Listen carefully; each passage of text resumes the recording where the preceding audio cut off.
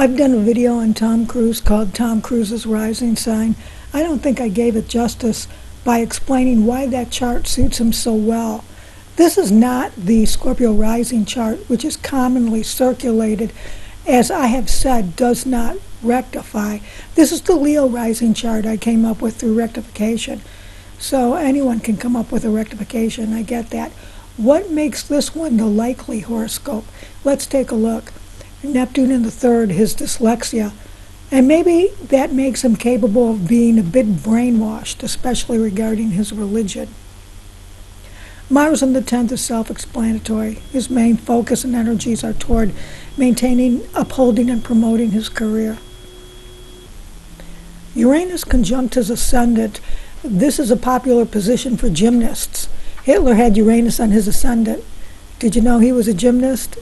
In any case, Uranus on the ascendant can put one in out-of-control, accident-prone circumstances, which can be harnessed into a job as a stuntman, or a gymnast, or a tightrope walker, or a trapeze artist, and so on. A chart I rectified on Tom Holland comes up like this. He comes up as a double Gemini with Uranus in Aquarius, conjunct his career 10th.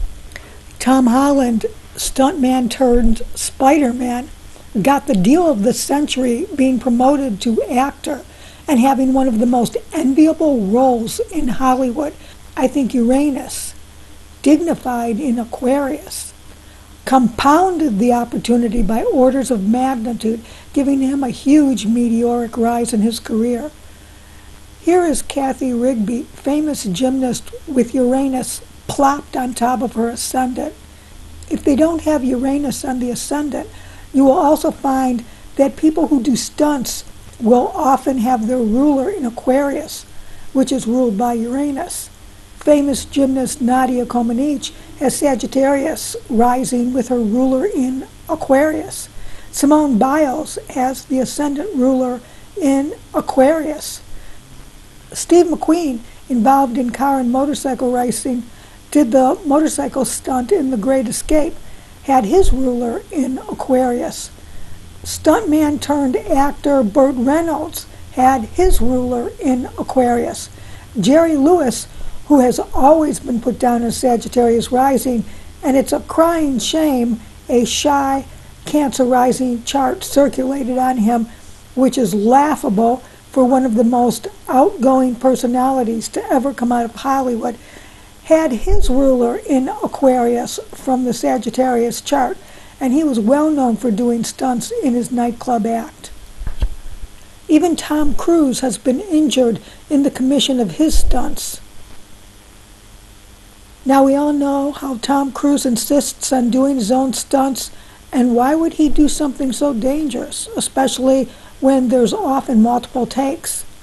Because with Uranus in Leo, it's fun.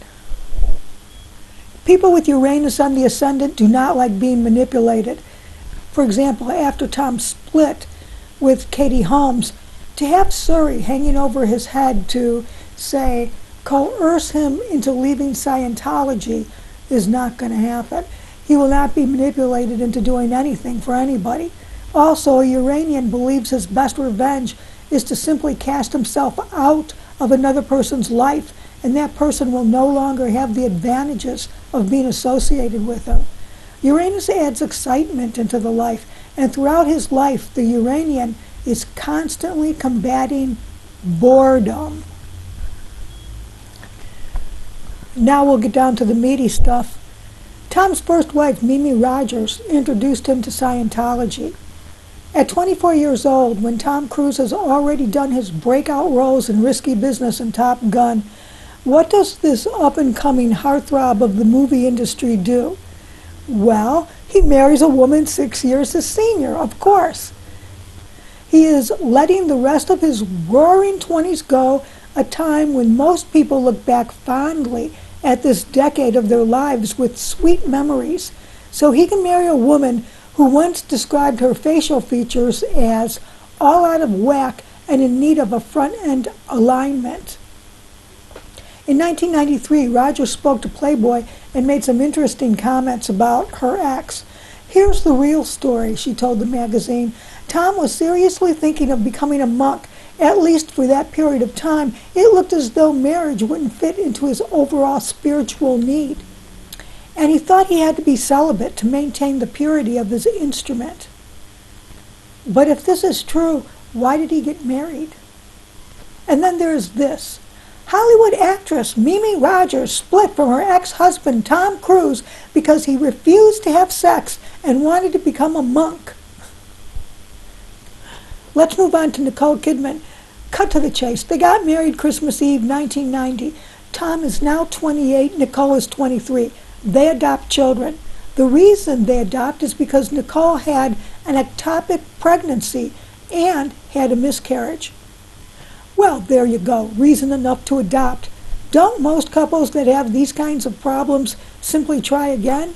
But somehow Tom and Nicole knew there was no use, and so on to adoption. In Cruise, the unauthorized biography by Frank Sinello. The speculation surrounding the absence of biological children in the Cruise household, the Cruise's decision to adopt, along with Mimi Rogers' comments regarding her ex-husband's sexual practices, Cruise's curious abstinence from sex during high school, and his later rejection of willing groupies. There was never any romantic relationship with Cher. Other romances were vehemently denied. Kelly McGinnis denied the two stars were romantically involved. Now let's examine what we have here. Cruise does not enjoy a bachelor life chasing skirts as a man of his age would normally be doing. Instead, at 24, when his career is on an upswing, Cruise marries an older woman whose face is in need of a front-end alignment, and there is little, if any, sex. Then at 28, Cruise marries Nicole Kidman, and the couple decide they cannot have their own biological children and adopt. Well, if there's not much sex in the marriage, especially as in the first marriage, you're going to be hard-pressed to make kids. So there's a sex problem with Cruise. Now the reason for that is not what I figured out, but another YouTuber, and his theory makes sense and answers a lot of questions. He says it's not that Tom's gay, it's that he's likely impotent. He would have a hard time getting aroused. Tom Cruise was the up-and-coming heartthrob of the day, and if this got out, it could bury his career. Richard Chamberlain came out gay after he retired from acting. He was asked, why didn't he come out sooner? It was accepted now, and he said he feared it would ruin his career. That would explain why there wasn't much sex in Tom Cruise's marriage. It would explain why Cruise knew early on they would have to adopt children. It would explain why Cruise did not enjoy his bachelorhood, carousing around chasing skirts, because too many women would find out about his secret, which would eventually find its way to the press. This had to be kept a secret at all costs. So Cruise had to live a lie. In order to keep the paparazzi at bay, he had to come up with a scenario that excused him from living a playboy lifestyle. Enter marriage. So he gets himself a girlfriend and squires her around town to keep the paparazzi out of his hair. Notice there were never any reported scandals regarding Cruise. He was never caught cheating. He never seemed to be on tell-all magazines because nobody could get anything on him. He dated Mimi for 3 years before they married. After 3 years of marriage, Tom wants an upgrade. People might talk about what a lopsided marriage this was for a guy who is now a superstar. Maybe it's better to start over. This time he wants a woman who will play ball, who will go along with a sexless marriage and loyal enough he could trust to keep his secrets. He needs a woman who is more presentable and more his age. One of those mousy women he can dominate and control. He discovers Nicole Kidman, an introverted, stay-in-the-background potential Stepford wife with a porcelain beauty. When Nicole met Tom, her world completely turned upside down. She told Vanity Fair, "I fell passionately in love. My whole plan in terms of what I wanted for my life, I was like, forget it. This is it. I was consumed by it, willingly." It was interesting, actually, and this was anyway, I'm talking too much. You talk. Jan and Tom talk a bit, please. All right. You can tell he has a huge ego, and she's just constantly there to keep it intact. Exactly. So she later said, I would always cower in the background. I felt like it was my job to put on a beautiful dress and to be seen and not heard. I was still very much cocooned. He got Scientology to help him get rid of Mimi, the same way he would later get rid of Nicole. He offers to share his life with hers, to live publicly as man and wife, and further, to adopt children, to cement his commitment to this lifestyle. Cruz can safeguard his career from the paparazzi. Nicole could have a much more fulfilling career using Tom's clout to get her gigs. Kids get adopted. Everyone's happy. So for the next 10 years, they played house. And then something happened that shook at the core foundation of Tom's life. It leveled the playing field and made Tom whole. And that something was Viagra. Viagra was introduced to the public in 1998. His divorce from Nicole was finalized in 2001. Coincidence? Tom Cruise is probably one of the few people who would use the drug for its intended purpose, but it makes all the difference in his life. The story for the reason on Tom and Nicole's divorce goes something like this. The Church of Scientology feared Nicole was pulling Tom away from Scientology, so her phone was tapped to find some dirt that could be used to split them up. Well, you can believe that if you want to, but I don't, because after Viagra, it was way too convenient for Tom Cruise to want to divorce Nicole on his own. He didn't need any persuasion from Scientology. So the Church of Scientology is believing Nicole is pulling Tom away from the cult. Therefore, former Scientologist Mark Rathburn was assigned to break them up. Emmy Award-winning documentary Going Clear reveals frightful details about Tom and Nicole's relationship. He had really fallen for her. They got married, and this posed a dilemma for the church. Why exactly was she so dangerous? She really got him to drift away from the church, and I was assigned to get him back in. And I was to facilitate the breakup with Nicole Kidman. Now here's where he slips up and torpedoes this entire story.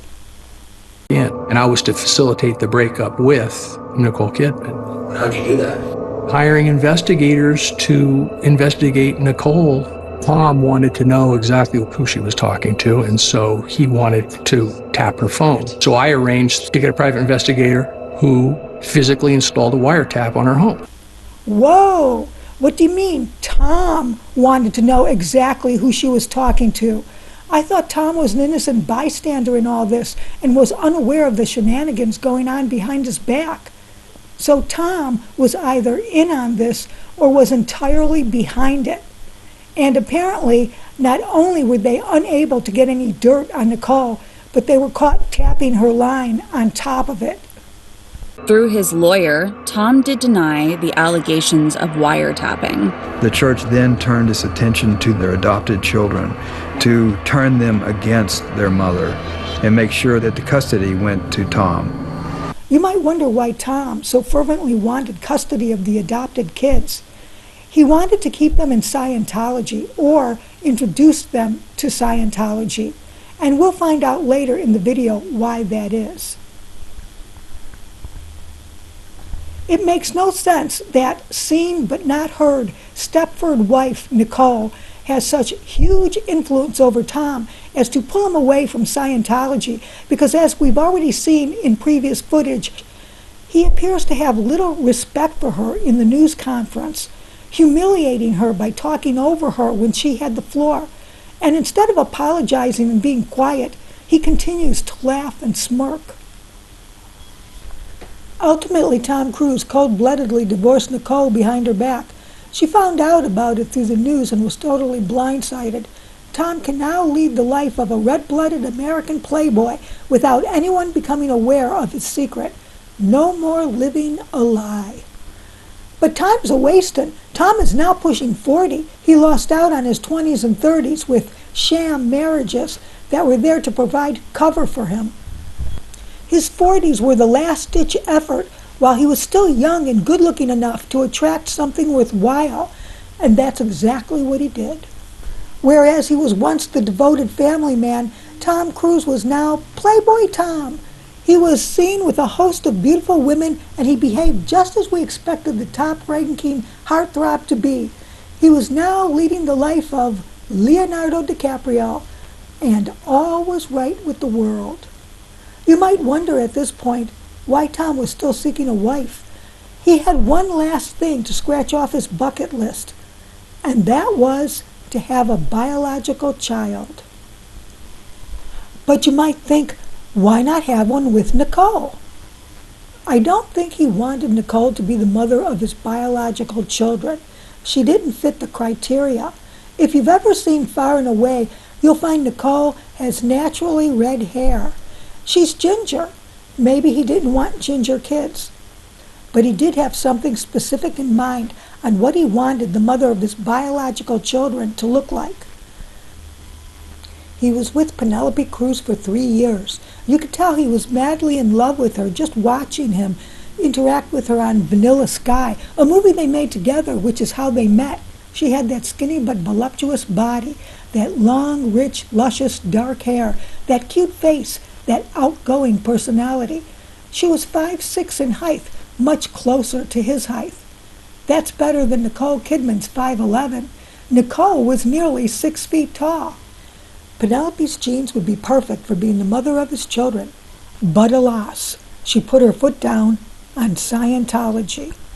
Eventually Tom came upon clueless Katie Holmes, who was starstruck by his status, had the romantic notion that maybe one day they would be married, which got published in a magazine article. Scientology brought it to Cruz's attention. Tom liked what he saw. It was obvious he was crazy about her. Katie Holmes is a natural beauty and fit Tom's criteria for the physical traits perfectly. She had long, luxurious dark hair, natural good looks, a statuesque physique, even though she is 5'9". Sure, she'll go along with Scientology if Tom wanted her to. He got her pregnant, and 7 months after Suri was born, they married. And he had that precious biological child he always wanted. They made a good couple, but after 5 years of marriage, Katie wanted out. She did not want Suri to be under the oppressive thumb of Scientology. She did not like all the monitoring Scientology was doing on her, all the instruction Scientology was forcing on her in her mothering activities. She had enough. Katie Holmes did the same thing to Tom that Tom did to Nicole. She divorced him behind his back. There's karma for you. Her parents, who never attended their wedding, were there to help her escape. Her father was a lawyer. So Nicole Kidman tried Scientology but left. Katie Holmes went all in and ran from it. Penelope Cruz refused to have anything to do with it. Mimi Rogers left Scientology. It's understandable why Cruz wanted his family in Scientology. They could be monitored and sequestered from the rest of the public, and especially the press. By their being audited, he would know their every secret, a so-called audit that tricks people into believing they're hooked to a lie detector to coerce them into telling the truth as they are pumped for personal information. It's a society that has snitch culture. You have to play that fervent, fanatical follower to the last minute before you defect. Because even if loved ones in Scientology are aware of what you're doing, it gets them into trouble for not ratting you out. Cruz just couldn't seem to understand why family members didn't want this suppressive lifestyle. Did he really believe that having the privilege to have access to him, his power, his wealth, and his influence can compensate for an enslaved existence? That's all I got. See you in the next video.